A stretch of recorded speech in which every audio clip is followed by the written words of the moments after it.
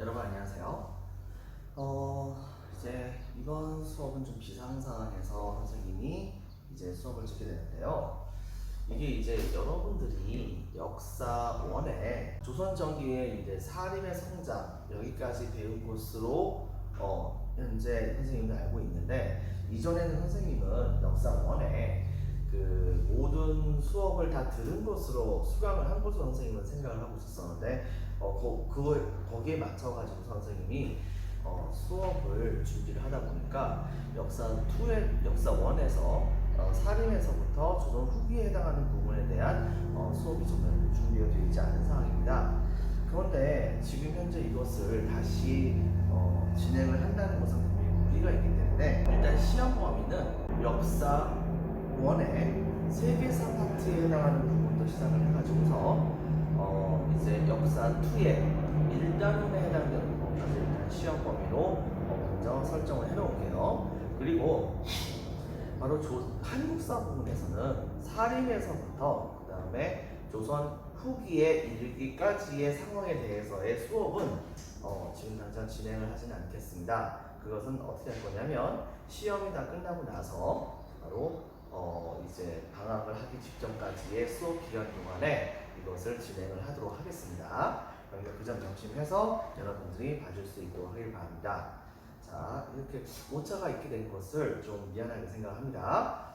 다만 이제 아무래도 역사는 연결성이 매우 중요한 지식이라 볼 수 있는 건데, 이렇게 그냥 조선 전기 수업을 하다 갑자기 근대 부분으로 넘어오게 된다고 한다면 여러분들이 되게 많이 헷갈릴 수가 있어요. 때문에 선생님이 그 중간 다리로서 간단하게 조선 후기에 있었던 그런 상황에 대해서, 중기석도 후기에 있는 상황에 대해서 이야기를 좀 해주도록 하겠습니다. 그렇기 때문에 현재 이 수업은 3학년 3반 학생들만 이 수업을 수강을 할 수 있도록 하길 바랍니다. 자, 지금부터 이제 본격적으로 이야기하도록 하겠습니다. 자, 여러분들 알다시피 조선 전기에는 초창기에 두 개의 세력이 있었어요. 권력을 잡았었던 훈구파 세력과 그 다음에 사림파 세력이 있었었죠. 근데 이 훈구파 세력은 처음에는 사림파 세력 점점 힘을 키우는 것을, 그 다음에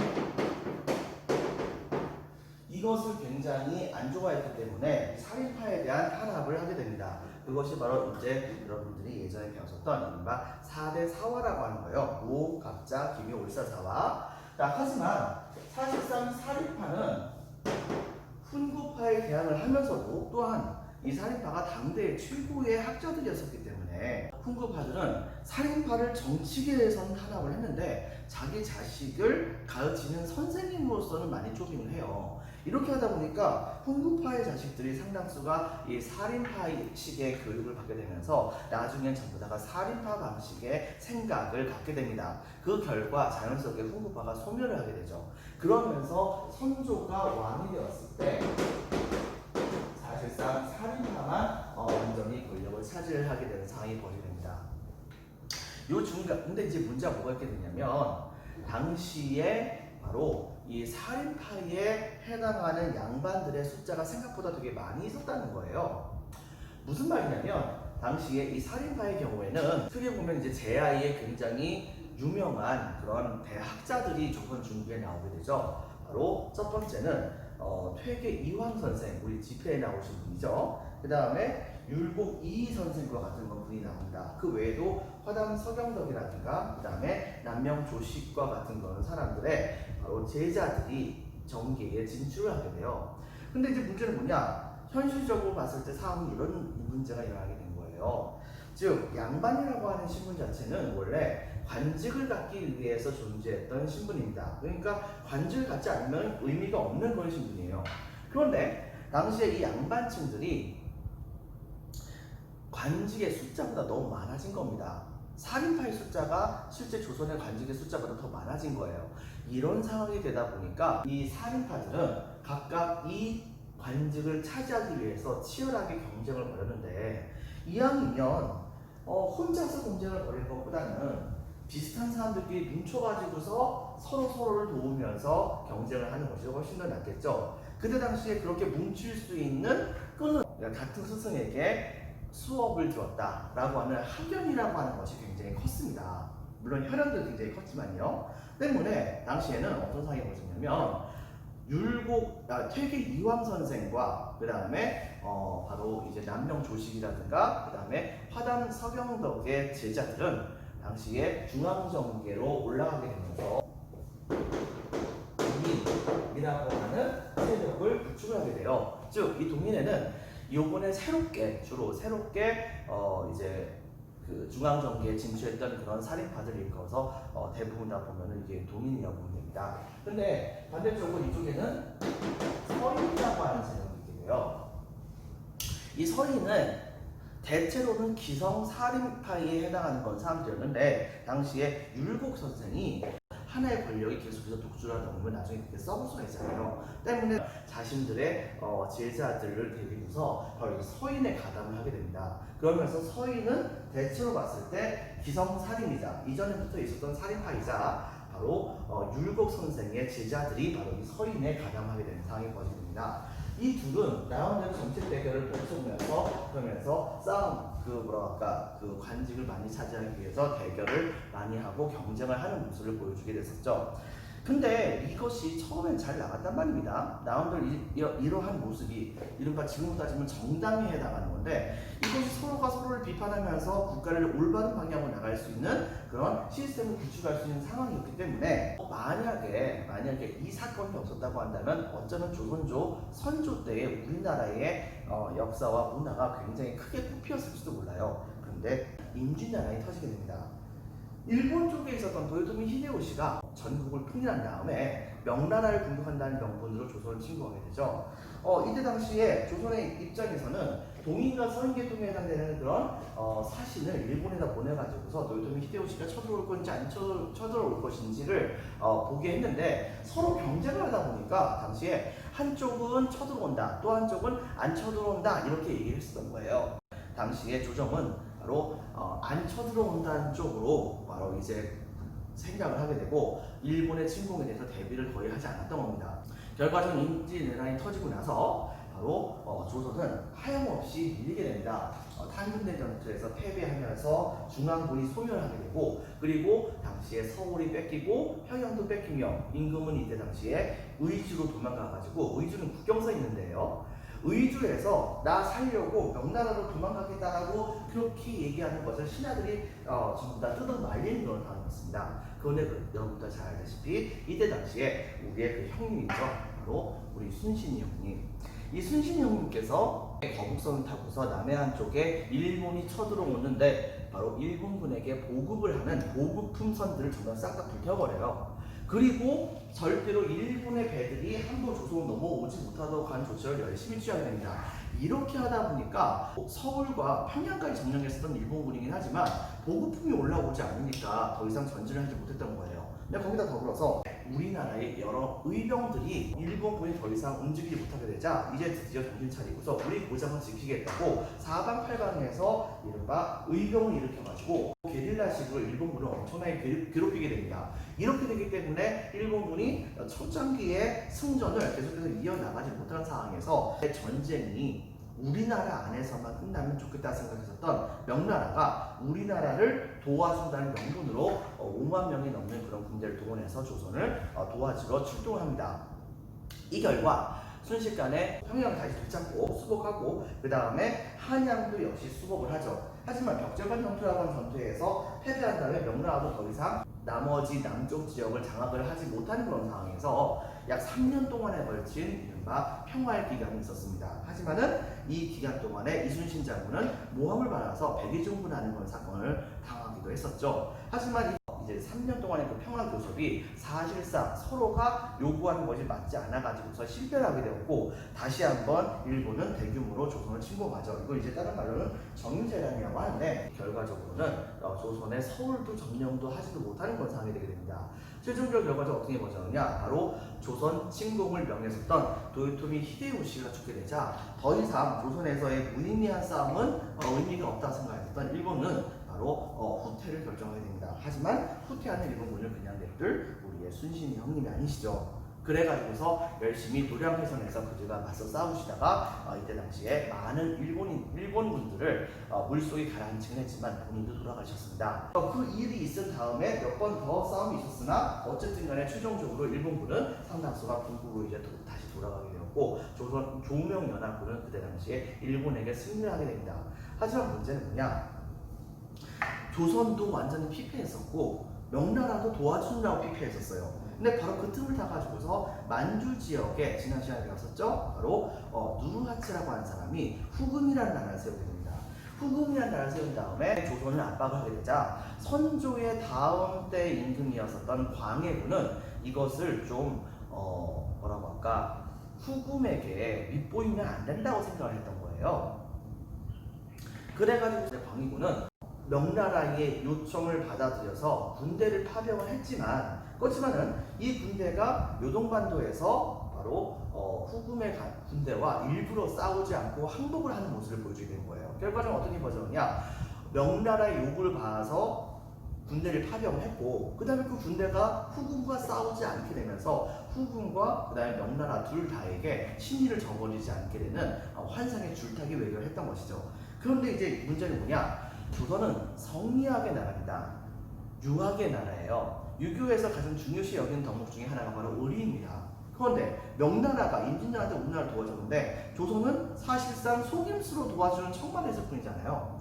그러니까 이것은 말이 안 된다고 생각했었던 이때 당시에 서인이 바로 이 광해군을 굉장히 압박을 많이 해줬습니다. 근데 그런 상황에서 당시에 동문이 둘로 갈라집니다.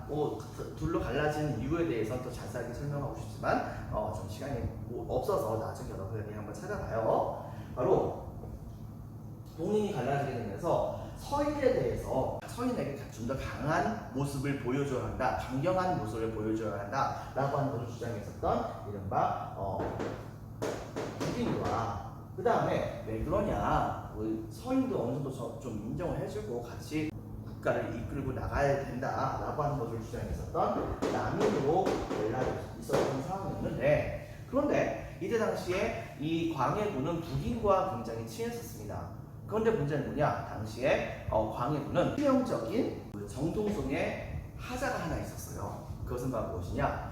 광해군은 선조의 정식 부인의 아들이 아닙니다. 후궁의 아들이었어요. 그런데 사실 선조가 임진왜란 끝나고 나서 자기보다 나이가 훨씬 더 어린 그런 사람을 정식 부인으로 두 번째로 맞이를 하게 됩니다.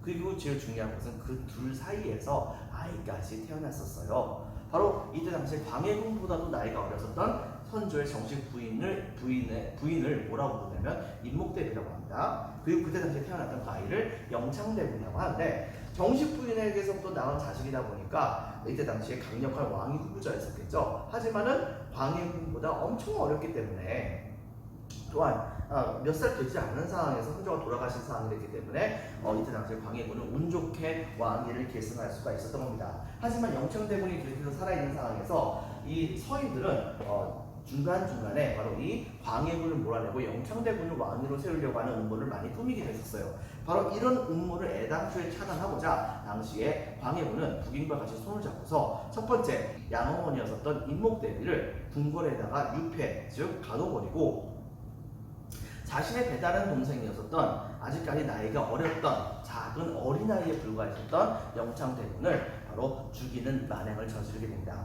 이렇게 되게 되자 이때 당시에 서인은 어머니를 유폐시키고 그 다음 폐하고 그 다음에 동생을 죽이는 것은 성리학적인 도덕에 맞지 않는다 라고 하면서 이걸 명분으로 해서 대대적인 반란을 일으키게 됩니다.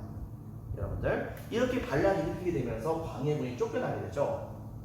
이 서인이 주도해서 이 반란을 일으키긴 했는데, 문제는 당연히 북인은 참여했을 리가 없겠죠. 하지만 남인의 경우에는 일부가 여기에 동조를 했단 말입니다. 때문에 결과적으로 어떤 일이 있냐면 북인은 인조 때에 이제 완전히 없어지게 됩니다. 그리고 인조 반정이 있고 나서 서인이 바로 권력을 갖고, 그 다음에 남인은 이제 약간 권력을 참여만 하는 여당의 역할을 하고 그 다음에 야당의 역할을 하는 그런 상황이 벌어졌었어요. 그리고 나서 국가를 움직여 나가고 있었는데, 이 바보 같은 인조가 당시에 강력해지고 있었던 후금에게 친명배금을 외치면서 저항적인 모습을 보여주게 됐었죠. 때문에 뒷덜미에 있는 조선을 그냥 내두면 안 된다고 생각했던 당시의 후금은 군대를 동원해서 두 차례에 걸쳐서 조선을 침공하게 됩니다. 첫 번째는 바로 금나라였을 때 쳐들어왔었던 정묘호란, 두 번째는 바로 뭐냐면 바로 청나라로 이름 바꾼 다음에 조선을 침공했었던 병자호란입니다. 여기에서 조선이 완전히 굴복하죠. 그리고 나서 얼마 후에 명나라가 이제 망하게 돼요. 자, 그리고 나서 이때 당시에 인조는 청나라에 대한 적개심을 가진 채로 돌아가시게 됐는데, 그렇게 돌아가신 다음에 그 뒤를 이어서 왕위를 계승했던 사람은 바로 효종이라고 하는 사람입니다. 이 효종이라고 하는 분은 당시에 아버지의 원수를 감다는 명목으로 이른바 청나라 북쪽에 있었으니까 북벌론이라고 하는 이른바 원수를 갖기 위해서 군대를 키워가지고서 청나라를 공격하자고 하는 움직임을 벌이기도 했었었죠. 하지만 그렇게 해서 청나라를 멸망시키기에는 조선의 군대가 너무 약했던 겁니다. 이렇게 하다 보니까 효종은 결과적으로는 꿈을 이루지 못하고서만 돌아가시게 됩니다. 자, 이런 상황에서 당시에 효종 이후에 여러 명의 왕이 이제 즉위를 하게 되는데, 이때 당시에 이 서인과 남인은 여당과 야당으로서의 역할을 하면서 계속해서 국가를 유지해 나가고 있는 모습이었어요. 왜냐하면 서인도 건전한 비판을 받아야지 자기네들이 계속해서 썩은 사람들은 제거를 하고 권력을 계속해서 유지할 수 있을 거라고 생각해가지고서 이 남인들을 내쫓지는 않았었던 겁니다. 그런데 말이죠, 왕실의 예법의 문제에서 바로 이 서인이 너무 신하된 입장에서 바로 왕을 좀 깎아내리는 그런 행동을 하게 돼요. 구체적인 것은 나중에 여러분들이 찾아보세요.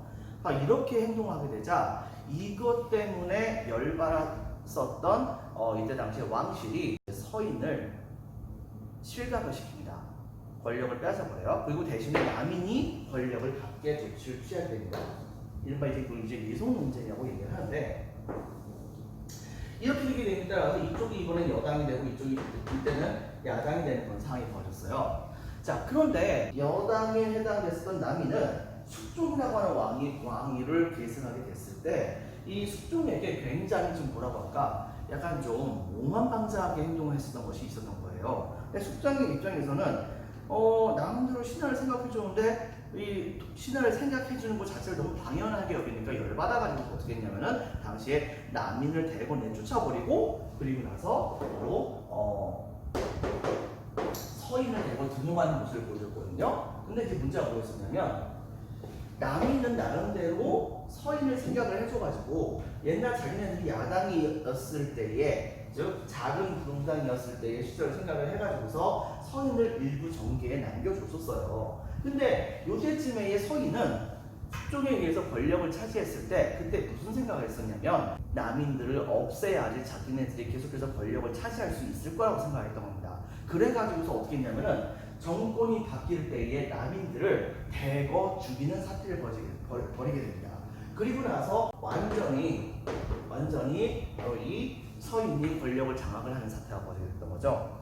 자, 그런데 얼마 후에 이 남인도 한 방이 있었습니다. 장희빈이라고 하는 사람을 숙종에게 소개시켜주면서 장희빈이 왕비로 즉위를 하게 될 때 그때에 적극적으로 도움을 주게 되면서 당시에 장희빈에게 마음이 뺏겼었던 이때 당시에 숙종은 이것을 반대하는 서인을 물리치고서 남인에게 다시 한번 권력을 줍니다.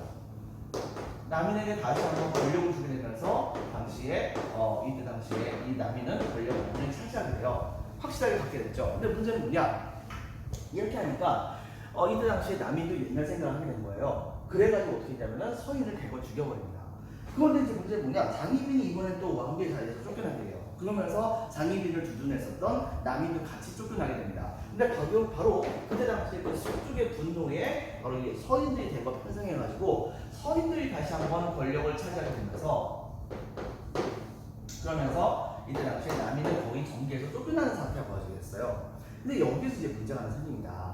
당시에 바로 이 서인은 살아남았던 이 난민들에 대해서 강경하게 대처를 해야 한다라고 주장했었던 노론이라고 하는 세력이 있었고 강경파예요. 그 다음에 뭔 소리냐, 그래도 건전하게 비판할 수 있는 나는 남겨놓자라고 하는 걸 주장했었던 소론이라고 하는 그런 세력이 있었습니다. 근데 나중에 이 노론하고 소론끼리도 막 싸움을 벌여요.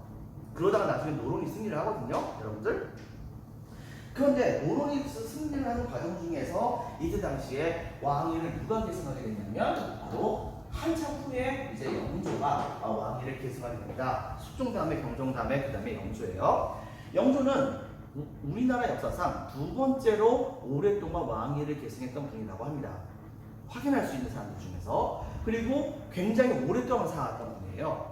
그런데 이분이 당시에 어떻게 했냐면 이게 이 노론과 소론이 그 다음에 난임들도 마찬가지고 바로 자기네 당파가 권력을 차지하기 위해서 다음 때의 왕위 후보자가 정해지지 않으면은 몇몇의 왕자들을 점찍어 놓고 열심히 그 사람을 후원하면서 그러면서 나중에 그 사람이 왕이 되면 그때의 자기의 권력, 자기 분당의 권력을 확실하게 차지하려고 하는 모습을 보여주게 됐던 거예요. 이것이 너무나도 상대방을 배척하는 것 자체가 말이 안 되지 않겠는가 라고 생각했던 영조는 지금부터 모든 분당들은 사실상 없는 것처럼 하겠다라고 딱 선언한 다음에 여기에 반발하는 모든 사람들을 자기를 지지해줬던 노론조차도 당시에 반발하는 사람들 전부 다 잘라버립니다. 잘라버리고 영조의 명령을 잘 듣는 사람들만 골라가지고서 국정을 운영하게 돼요. 근데 그때 당시에 뽑혔던 사람들이 일부는 노론이 제일 많긴 했겠지만 일부는 노론, 그 다음에 소론, 그 다음에 난민이었어요. 골고루 평평하게 인재를 뽑아서 국가를 통치했다라고 해서 이걸 읽어서 우리는 뭐라고 부르냐면 탕평책이라고 얘기를 합니다. 영조 때는 바로 탕평책이 시행이 됐었고 그렇게 해서 국정이 좀 안정화가 되게 되자 영조는 당시에 법전도 만듭니다. 속대전이라고 하는 법전도 만들고 그다음 두 번째 백성들이 그때 당시 굉장히 힘들었어요. 왜냐하면 백성은 당시에 국가에게 세금을 갖다 바쳤는데 당시에 성인 남자 한 명당, 즉 16세 이상 60세 이하에 해당하는 성인 남자 한 명당 바로 면 옷감을 두 필씩 갖다 바쳐야 되는 것이 원칙이었습니다. 근데 문제가 생기죠. 어떤 집에 아버지가 있어요. 그 다음에 즉 할아버지가 계십니다.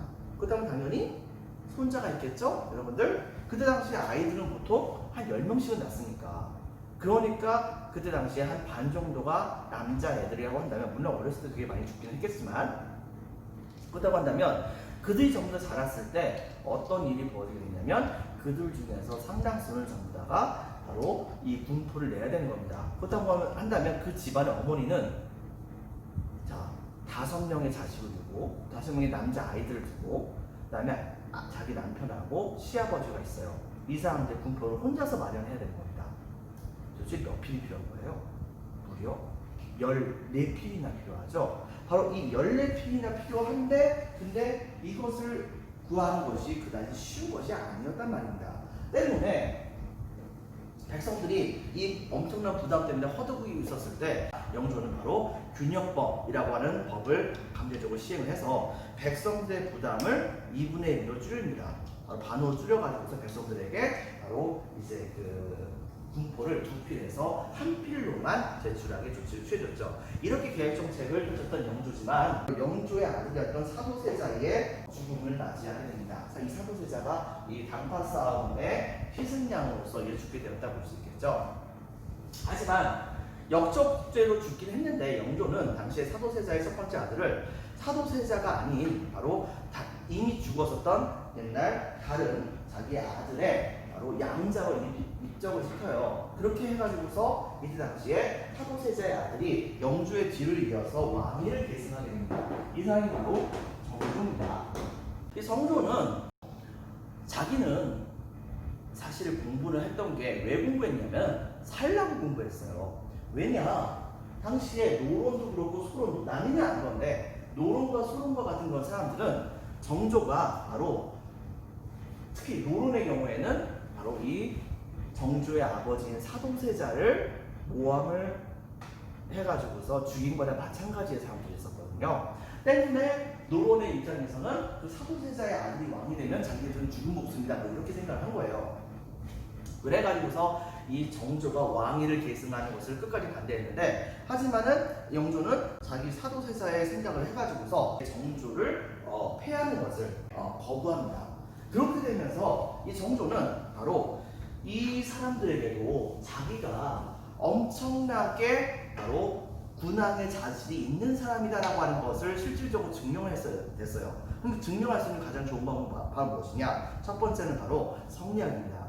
조선의 통치 이념은 바로 성리학이기 때문에 당시에 정조는 성리학 공부를 엄청나게 열심히 합니다. 그리고 당대 대학자들이 알지 못하는 경전을 들먹이면서 그들을 쩔쩔매게 할 정도로, 그 정도로 성리학적인 지식이 굉장히 해박해지게 되는 상황이 벌어집니다. 정조는요. 자, 그렇게 하고 두 번째는 무예입니다. 즉 정조는 이때 당시에 중간중간에 암살당할 뻔한 적도 여러 번 있었어요. 때문에 정조는 자기 스스로 몸을 지켜야 하는 경우도 있었었죠. 실제로 자객이 정조가 자고 있는 그 세자의 궁궐에 바로 그 근처까지도 들어온 적이 있었기도 했었거든요. 때문에 정조도 당시에 이들과 맞서 직접적으로 만약을 대비해서 맞서 싸우기 위해서라도 칼이라든가 그 다음에 활 같은 것을 굉장히 잘 다루었다고 합니다. 드디어 정조가 왕위에 계승했습니다. 근데 이때 당시에 정조는 할아버지의 바로 상평색을 그대로 이어준 그 상평색을 계속해서 유지를 합니다. 근데 이 정조의 탕평책은 좀 독특해요. 뭐가 독특하냐면 할아버지였던 영조의 경우에는 이 탕평책이 왕의 말을 잘 듣는 사람들만 골라가지고서 뽑는 그런 형태의 탕평책이었었거든요. 근데 정조의 입장에서는 왕의 말만 잘 듣는 사람들이라고 한다면 이건 말 그대로 아부하는 것밖에 안 되지 않느냐. 근데 이 아부는 국가를 운영하는데 그다지 도움이 되지 않는다고 생각했거든요. 그래가지고 어떻게 했냐면 공단 중에서 소신있게 자신의 주장을 하면서 상대방도 까는 그러한 강경한 주장을 하는 사람들만 거의 골라가지고서 등록하게 됩니다.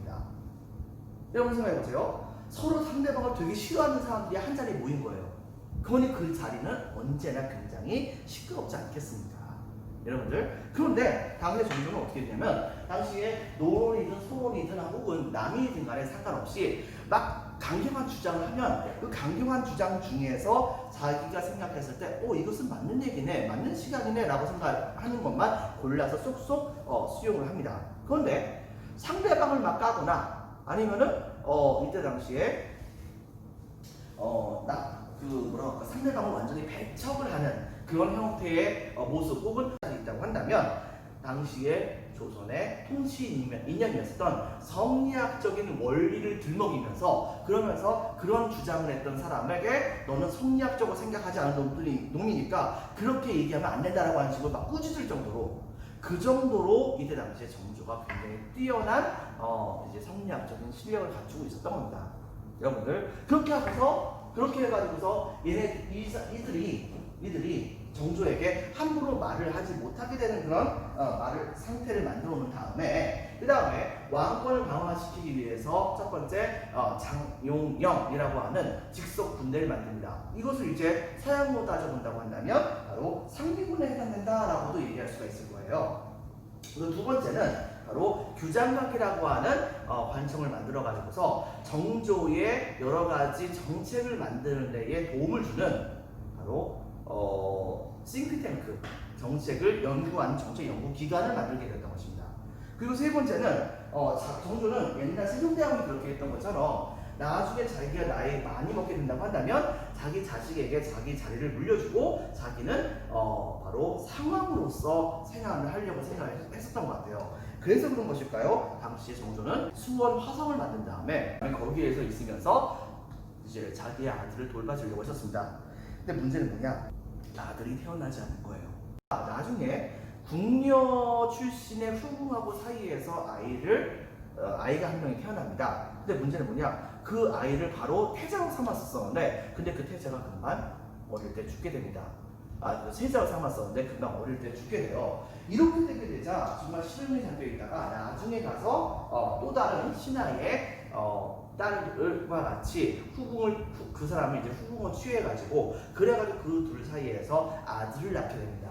그게 바로 누구냐면 나중에 순조가 된 사람입니다. 그래가지고서 이 순조는 근데 사실 여러분들 정조가 빨리 돌아가시게 되니까 이때 당시에 정조는 자기 아들을 보살펴 줄 수 있을 만한 사람이 필요하다고 생각을 했던 겁니다. 그래가지고서 옛날에 책 읽을 때 옆에서 항상 같이 책을 읽으면서 친구처럼 살았었던 거의 동문수학했다고 볼 수 있었던 바로 신하이자 친구인 사람을 바로 이 순조의 후견인으로 삼습니다. 그 사람은 노론계통에 해당되는 사람이긴 하지만 당시에 정조의 명을 받아가지고서 이제 왕의 장인어른으로서 국정을 다스리는데 나름대로 활약을 하긴 해요. 근데 문제는 뭐냐? 너무 활약을 했다는 게 문제가 된 거죠. 무슨 말이냐면 이 노론계통에 해당되는 사람이 그 당시에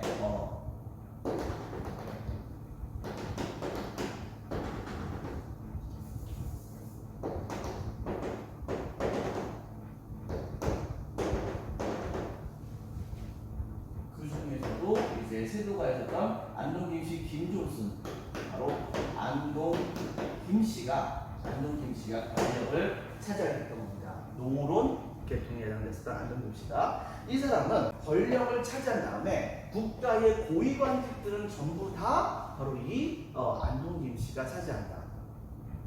그리고서는 국정을 순조에게 겉으로는 순조한 척하면서 실제로는 좌지우지하면서 마음대로 움직이는 모습을 보여줬어요. 이 순조가 처음에는 자기 장인어른이니까 그냥 나름대로 그렇게 하든지 그냥 이해를 하겠다라고 생각하는 입장이었었는데 그런데 이게 도가 넘는 거예요. 이렇게 되다 보니까 나중에 화가 나가지고 어떻게 하냐면 순조는 자기가 아들을 낳습니다. 그 사람들이 나중에 헌종이 되는데 이 헌종에게 안동 김씨에게 대항할 수 있는 강한 힘을 갖고 있는 또 다른 가문을 하나 뽑아가지고서 헌종에게 바로 딸을 주라고 얘기를 하게 됩니다. 그렇게 해가지고서 헌종의 왕비는 바로 풍양조씨가 이때 당시에 왕비로서 있게 되는 거예요. 자, 근데 문제는 뭐냐면 이때 당시에 안동 김씨와 풍양조씨가 이 헌종이 통치했던 그 시기에 엄청나게 서로 이제 막 싸움을 벌이면서 정치를 해나가지만 국가가 제대로 운영이 되는 상황이 아니었습니다. 그런 상황에서 갑자기 어떤 일이 벌어졌냐? 갑작스럽게 헌종이 돌아가십니다. 갑작스럽게 헌종이 돌아가셨는데 이 헌종이 돌아가시는 상황을 바로 이 풍양조씨가 대비를 하지 못한 거예요. 근데 바로 그때쯤에 이 안동 김씨는 왕족들의 상당수는 바로 이 중앙에 있는 정치 싸움으로 인해 가지고서 갑작스럽게 반역죄로 죽는 경우가 그렇게 많았거든요.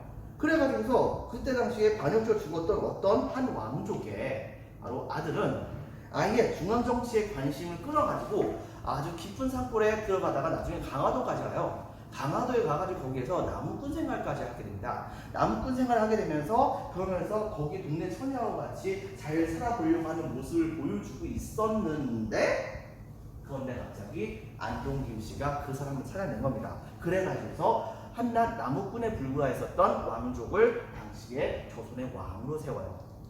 그 사람이 바로 설종이라고 하는 겁니다. 자, 설종이라고 하는 거죠. 자, 철종이라고 하는 왕이 왕위를 지배하게 되었을 때 상황은 이때 당시에 당연히 안동 김씨가 철종을 만들어냈으니까 철종은 안동 김씨에게 장가를 하겠죠. 안동 김씨에게 장가를 하게 됩니다. 자, 이렇게 되게 되자 조선 정부는 굉장히 혼란에 빠지게 됩니다. 무슨 말이냐면 생각해 보세요.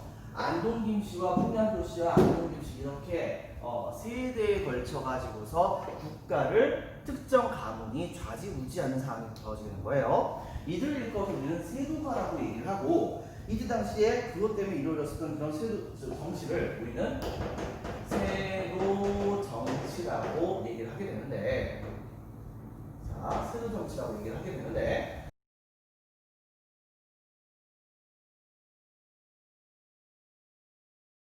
국가의 일부 관직들을 이때 당시에 자기들 마음대로 사실상 막 판매를 합니다. 여러분들 예를 들면 이런 거예요. 수령의 자리, 즉 지금부터 따지면 이제 성남시장 자리 3만 냥, 경기도 도지사 자리, 충청도 도지사 자리 자 10만냥 뭐 이런 식으로 돈 받으면서 이때 당시에 돈을 챙긴 겁니다. 그렇게 해가지고서 여러분 생각해보세요. 그렇게 해가지고서 바로 뇌물을 바치고 그 자리에 올라갔던 사람은 백성들을 위해서 통치를 했겠습니까? 당연히 그들은 자기가 바친 것에 곱하기 X배에 해당하는 돈을 백성들에게서부터 뺏으려고 했던 것입니다. 이것 때문에 이때 당시에 바로 그 관직을 갖게 됐던 사람들은 우리는 탕관오리라고 얘기를 하고, 이 탕관오리들은 백성들에게서부터 갖다 바친 금액에 곱하기 X배를 뺏어내려고 했었던 거예요. 당시에 이 탕관오리는 백성들에게서부터 뺏을 수 있는 좋은 방법이 뭐냐? 바로 삼정이라고 하는 것이 있었습니다. 삼정은 바로 전정, 그 다음에 공정, 그 다음에 환정이라고 하는 것이 있었는데요. 전정은 한마디로 말하면 토지세를 말하고, 공정의 경우에는 좀 전에 선생님이 얘기했었죠. 영조 때의 균역법, 바로 군포를 한 필씩 갖다 바치는 것. 군포를 갖다 바치는 것을 이제 군정이라고 합니다. 환정은 사실 세금이 아니에요. 백성을 구휼하기 위해서 시행했던 겁니다. 즉 봄철에 백성들이 굶어 죽을 때 바로 그 백성들에게 굶어 죽지 않도록 잠깐 어느 정도의 곡식을 빌려줘요. 곡식을 빌려준 다음에 가을철이 되면은 빌려줬던 곡식의 10분의 1에 해당하는 이자를 추가적으로 받는 것이 바로 이 환정입니다. 일종의 저리의 대출 제도라고 볼 수 있겠죠. 자, 그런데 먼저 토지세의 경우에는 탐관오리들이 원래 백성들에게 받았어야 되는 그런 세금은 전체 수확량의 약 10분의 1 정도입니다. 그런데 여기에다가 플러스 수확량에 거둬들였던 그 곡식 있죠? 이 곡식에 운반할 때 들어가는 비용이라든가 창고에 보관할 때 들어가는 비용이라든가 혹은 이걸 보관하다가 뭔가 썩거나 혹은 쥐가 와가지고 파먹거나 이렇게 하게 되면 그러면 양이 줄잖아요. 바로 그 부족분까지를 다 백성들에게 세금을 거뒀던 겁니다. 거기다 플러스 양반들은 그때 당시 자기 토지에 웬만하면은 세금을 안 냅니다. 왜? 바로 탐관오리에게 뇌물을 갖다 바쳐가지고서 자기 땅에서 세금을 내는 것을 좀 막아달라고 요청을 하거든요. 근데 탐관오리도 양반이다 보니까 이것도 눈 감아줘요. 이렇게 하다 보니까 부족한 그 세금은 전부 다 백성들이 전부 다 내야 되는 상황이 벌어지게 됐던 것이죠. 두 번째 군포가 있었습니다. 이것은 바로 수수료를 이제 징수하면서 백성들에게 뜯어내고, 군포의 경우에는 원래 16세 이상 60세 이하에 해당하는 남자들에게만 바로 걷는 것인데, 그런데 이것을 돌아가신 할아버지에게 바로 세금을 걷습니다. 이미 돌아가셔가지고 다 백골이 됐는데 그분한테 세금을 걸어요. 즉 백골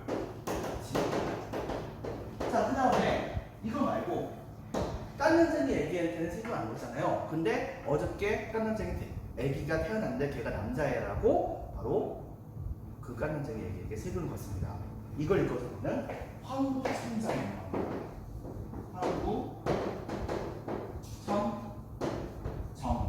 황구천정. 그리고 이때 당시에 만약에 아기가 안타깝게도 그 해에 병들어서 죽었다든가, 그 다음에 할아버지가 오래전에 돌아가셔가지고서 함부로 세금을 매기기 좀 어렵다 라고 한다면 어떻게 하느냐, 바로 그 집에 강아지에게 세금을 매겨버립니다. 그리고도 심지어 심한 경우가 어떤 경우도 있었냐면, 강아지도 이제 열받아가지고 잡아먹었다? 그렇다고 하면 어떻게 하냐면 바로 그 집에 있었던 절구공이에다가도 세금을 매겨버립니다. 이 말이 돼요? 그때 당시 양반들 그럼 세금 내느냐? 세금 안 냅니다. 양반으로서 어떻게 일반 평민들이 냈었던 세금을 우리 양반들이 낼 수가 있겠는가? 라고 하면서 이것은 체면에 맞지 않는다 라고 하면서 세금 안 내요. 이렇게 하다 보니까 양반들이 내야 하는 세금까지를 이때 당시에 이 평민들이 전부 다 세금 냈어야 됐던 것입니다.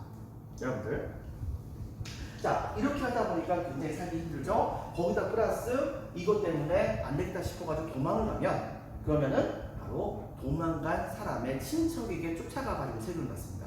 이걸 읽어서 우리는 족징. 그 다음에 또 하나 바로 그 친척도 도망가면요, 그 친척의 이웃에다가 또 세금 받습니다. 인지. 자, 살기 힘들죠, 여러분들. 자, 그런데 이번에 또 환정은 또 뭐냐? 환정은 정말 환장합니다. 어떤 게 있냐면, 선생님 좀 전에 얘기했었죠? 백성을 구하는 게 바로 이 환정이라고. 근데 실제로 이 환정은 어떻게 했냐? 처음에 백성들에게 빌려줄 때는 한 돼, 한 요 정도에 해당하는 그런 부피에 해당하는 그런 것을 한 대라고 하고, 요 정도에 따라 가지고서 이때 당시에 한 대, 두 대 이런 식으로 해서 빌려줘요. 근데 가을철에 받을 때는 어떻게 되냐면은 이 뒷방이 갑자기 커집니다. 이 정도. 요런 되에다가 백성들에게서부터 갖다 바친 것을 이렇게 받아가지고 계속해서 환청에 채운 거예요.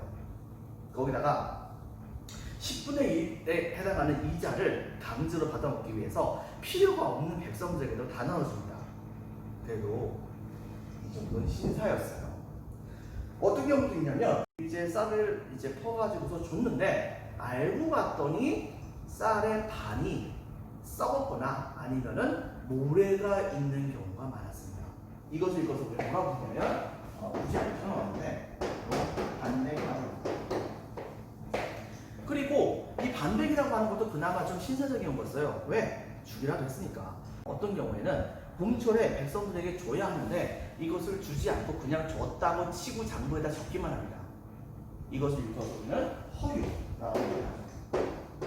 바로 이런 상황 때문에 내 백성들이 정말 살기가 정말 힘들었던 겁니다. 그래가지고서 화가 났던 백성들은 첫 번째, 순조 때에는 특히 평안도 지역에 있었던 사람들에 대한 차별이 거의 다 더 있었기 때문에 평안도 지역을 중심으로 해가지고서 대대적인 반란이 일어나게 됩니다. 이른바 풍경내의 난이라고 하는 난이 일어나게 되죠.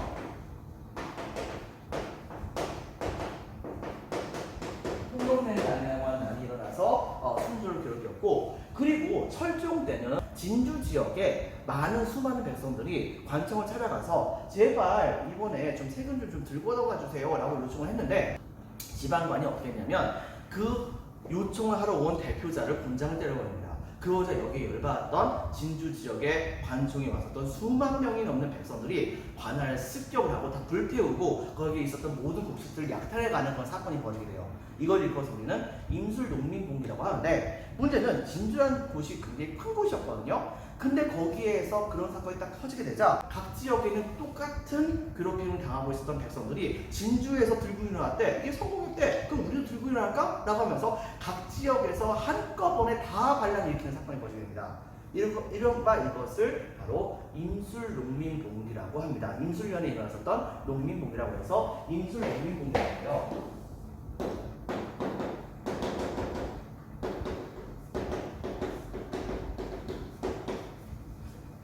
자, 임술농민봉기가 일어나게 되자 그때까지 조용히 있었던 철종, 그런데 안동김 씨가 여기에 대처를 제대로 하지 못하는 거예요. 그러다 보니까는 그러면 내가 한번 나서보겠다라고 하면서 첫 번째, 왕이 너희들의 말을 들을 테니까 한번 얘기해봐라 라고 얘기하는 순간 백성들은 여기 진짜 기대했습니다. 그래가지고서 한순간에 바로 각 지역에서 반란이 다 일어나는데 이게 다 중단이 된 거예요.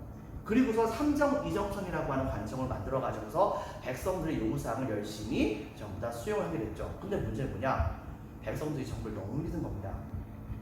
삼정 이정천에서 바로 건의사항을 들었는데, 근데 갑자기 전국적으로 농민봉기가 전부 다 한꺼번에 중단이 되게 되니까 이 삼정 이정천은, 여러분 생각해보세요. 세도가 개혁을 하고 싶겠어요? 당연히 아니죠. 그래가지고서 사실상 지역적인 일부 부분에 해당하는 부분만 고치고 나머지들은 옛날 그대로 그냥 시행을 해버립니다. 그래서 백성들은 사실상 여기서 1차적으로 정부에게 배신을 당하게 되죠. 여러분들, 근데 하필이면 그때에 갑작스럽게 철종이 돌아가십니다. 그러자 여기에 헤매고 있었던 이때 당시에 안동김 씨를 보고서 흥양도시를 복수를 해야겠다고 생각한 겁니다. 그때 당시에 왕실에 가장 가까웠던 사람들 중에서 동네 깡패하고 맨날 싸웠었던 왕족이 한 명 있었는데, 근데 그 사람을 왕으로 시키면은 흥양도시가 마음대로 조정할 수 있지 않을까 생각을 했었나 봐요. 근데 그 사람 딱 불러서 보니까 생각보다 눈빛이 살아있어요. 이거 함부로 조정하기는 좀 힘들 것 같아요. 그래가지고서 어떻게 할까 고민하다가 바로 그 사람을 왕으로 세운 것이 아니라 바로 그 사람의 아들을 조선의 국왕으로 세웁니다. 그렇게 해서 국왕이 됐던 사람이 바로 설종 다음에 왕이었을까? 조선의 뒤에서 두 번째 왕 고종이라고 하는 왕이었었고, 그때 당시에 원래 왕의 아버지를 대원군이라고 얘기를 하는데, 근데 보통 대원군은 죽어 있는 것이 정상이거든요. 왜 살아있으면 그 사람이 왕이 돼야 되는 게 정상이니까. 근데 살아있는 대원군으로서 유일하게 이 고종의 아버지가 바로 대원군으로서 풍양조씨도 밀어내고 안동김씨도 밀어내고 이때 당시에 집권을 하게 됩니다.